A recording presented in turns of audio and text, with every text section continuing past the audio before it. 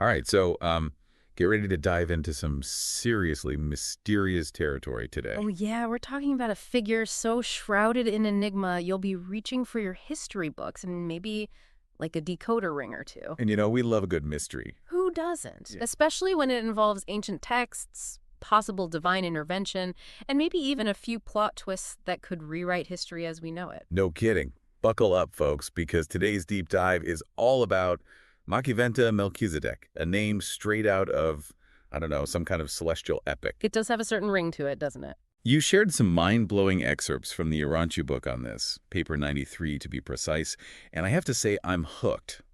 But let's rewind for those of us who might not be familiar with this story. Who was this Machiventa Melchizedek, and why should we care about a name that honestly sounds like it belongs in a fantasy novel? Well, you're not wrong about the fantasy novel vibes, but this is where things get really interesting. You see, according to the Urantia book, Machiventa, he wasn't just another prophet wandering the desert. Okay, then what was he? Some kind of, ancient celebrity? Think bigger. Imagine a being, a divine being who volunteers for a special mission, a kind of emergency mission to planet Earth. An emergency mission, you say? Sounds serious. What was the emergency? Do we forget to pay our cosmic taxes or something? You see, it was around 3000 BCE, and humanity, well, let's just say we were struggling, spiritually speaking, like really struggling.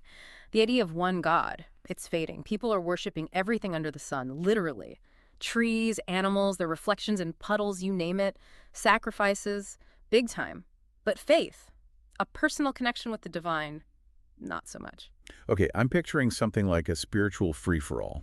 Everyone for themselves. Exactly. It's like the world's spiritual Wi-Fi was down and everyone was stuck in offline mode. Enter Machiventa, not in a blaze of glory, not on a chariot of fire, but as a regular guy. Hold on, rewind. He's a divine being, but he shows up looking like an average Joe. That's the thing. He wanted to blend in. No fanfare, no trumpets announcing his arrival. He became known as the Sage of Salem. Talk about an undercover operation. Sage of Salem. Now, where have I heard that before? Present-day Jerusalem. That's where he set up shop, so to speak.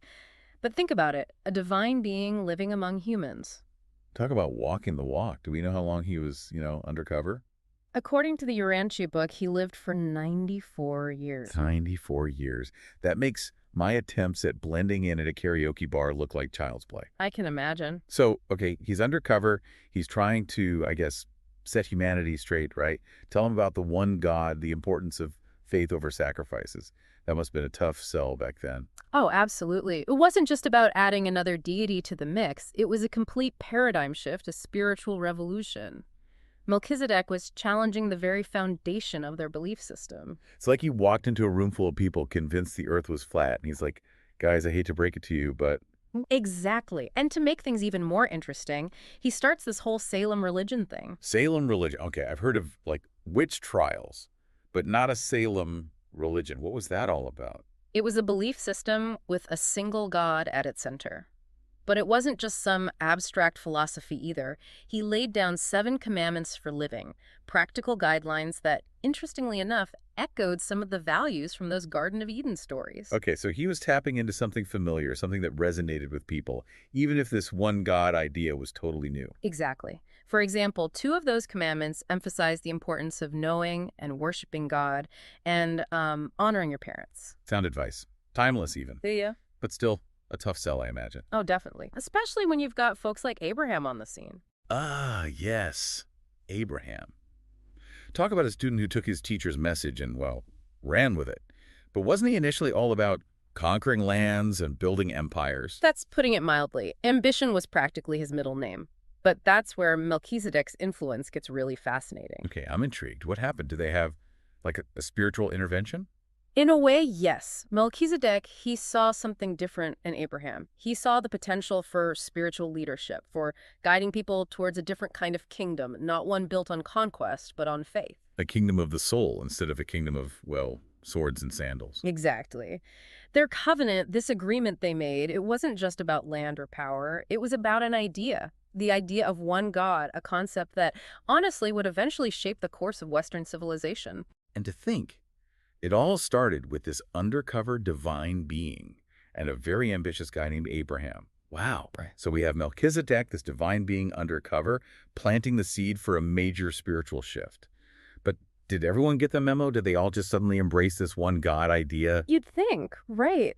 Divine intervention, truth bombs, a brand new religion. It's a guaranteed recipe for, I don't know, instant cosmic success. Yeah, you'd think so. But reality has a way of, adding its own plot twists. Ah, good old human nature, always mucking things up. Mm. But seriously, how did something so profound, so revolutionary, how did it get so muddled? Okay, imagine this. No printing presses, no social media, no Instagram influencers to spread the word. You've got this incredibly important message, this whole concept of one God, and it's being passed down through generations by word of mouth. Talk about a game of telephone. Exactly. Things get lost in translation, misinterpreted, tweaked to fit the narrative of the day. It's a wonder any of it survived at all. But we're talking about scribes, scholars, people whose whole job was to preserve knowledge, right? But surely they understood the significance of Melchizedek's message. Well, even those meticulous record keepers, they weren't immune to, let's say, a little bit of creative editing. Creative editing. The Urantia book hints that while the Hebrew scribes, they respected Melchizedek, their main focus, their priority, was solidifying their own national and religious identity. They were all about their special covenant with God. And that narrative, well, it didn't exactly leave a lot of room for a figure like Melchizedek. Because he predated their whole belief system. Exactly. It's like trying to create the world's most exclusive club and then realizing, oh, wait, there's this guy, this Melchizedek fellow, who was preaching the same message centuries earlier. Awkward. More than awkward, I bet. So they couldn't just erase him from history, so they downplayed his role. That's one way to put it. The Urantia book doesn't paint it as some malicious act. More like trying to reconcile two versions of truth. One that supported their established narrative and one that, well, maybe complicated things a bit. That makes sense, I guess. Even with the best intentions, history has a way of being rewritten, or in this case, maybe unwritten is a better word. Precisely. It makes you wonder what other pieces of the puzzle might be missing, right? Speaking of missing pieces, what about Melchizedek's exit? He's there, guiding humanity, and then poof, gone. Right. You'd think a divine being would at least leave a forwarding address, but no. According to the Urantia book, he just vanished. Vanished. No dramatic farewell tour, no cosmic mic drop. Nope, he was gone. But here's where it gets really wild.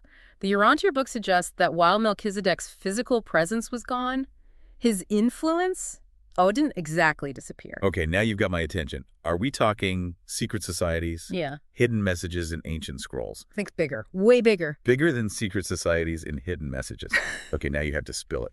What are we talking about here? Well, the Urantia book suggests that Melchizedek has been, shall we say, working behind the scenes all along. Working behind the scenes, like what? Pulling some cosmic strings? Right. Influencing world events from the shadows? You're getting warmer. The Urantia book hints that he's been inspiring prophets, guiding spiritual movements, all very subtly, very under the radar. Whoa, hold on. So he's like this, divine puppet master orchestrating things throughout history? I wouldn't say puppet master exactly, more like a guiding hand, nudging humanity towards a greater understanding of, well, everything. Okay, I'm intrigued, but I need more. What kind of greater understanding? And what does this have to do with Melchizedek potentially having a bigger role to play?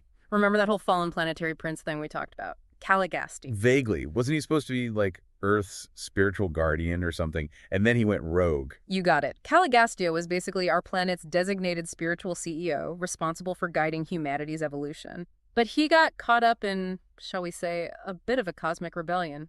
Bad career move, right? Understatement of the millennium. But you're not suggesting that Melchizedek, this divine being, might step into Caligastia's shoes, are you? The Urantia book definitely implies that Melchizedek might be the one to take on that mantle, to become Earth's new spiritual guide. Hold on.